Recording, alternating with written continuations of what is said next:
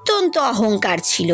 সে নিজেকে পৃথিবীর সবচেয়ে সুন্দর পাখি মনে করত। এই জন্য সে সব সময় অন্যকে নিচু দেখানোর চেষ্টা করত। একদিন একটা কালো কাক সেই জঙ্গলে আসে।